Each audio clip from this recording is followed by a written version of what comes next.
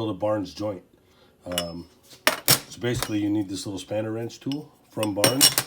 That is for this side, for the adjusting nut. And here's a ball for the inside. You can get them at different holes.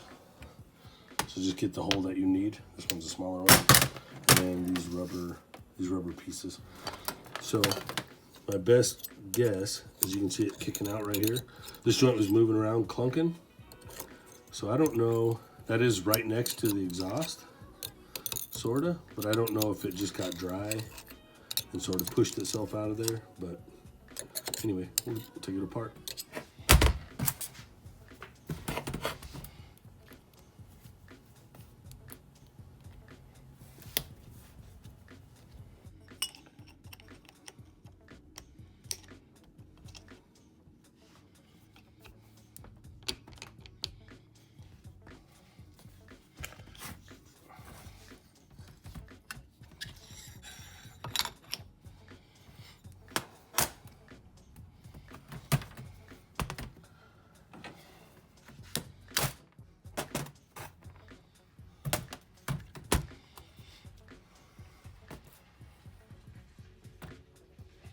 You can see where it came apart right there. That's what it looks like to me. It looks like I just didn't lube it. I let it run dry. That's not damaged. But that is lack of maintenance right there, folks. Shame. Shame. This is part 9308. This one says 9308. So that's it. Knock that piece out.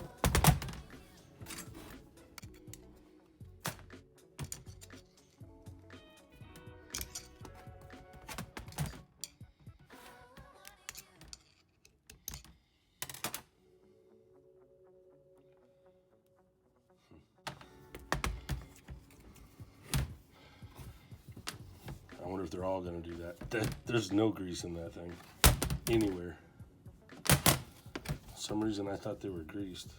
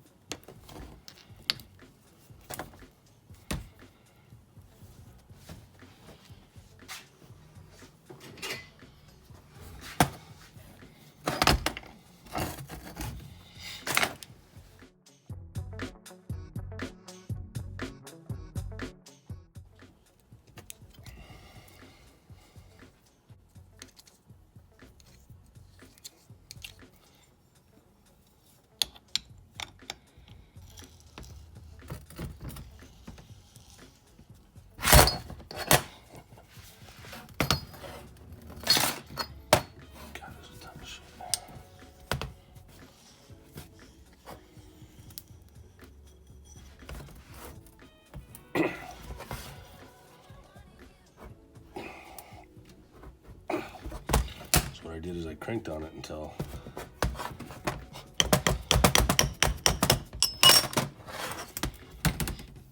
that lined up with there. And it's pretty heavy. This is a new joint, and as you can see, it has grease in it. That's why I thought it was greased. But that one doesn't move at all.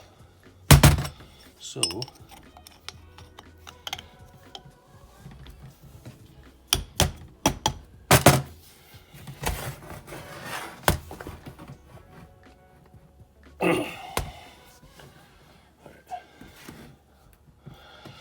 that's all I'm willing to put on it.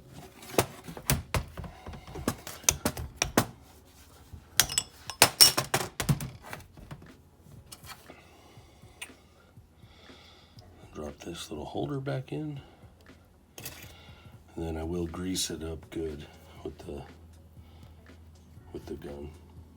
So if you've never taken a link out, make sure that the Jeep is super secure. Like I have the frame setting on jack stands and I have the rear axle setting on jack stands. This is a lower rear. I pulled it out one time just sitting on the ground and the dang thing collapsed on me. That's it.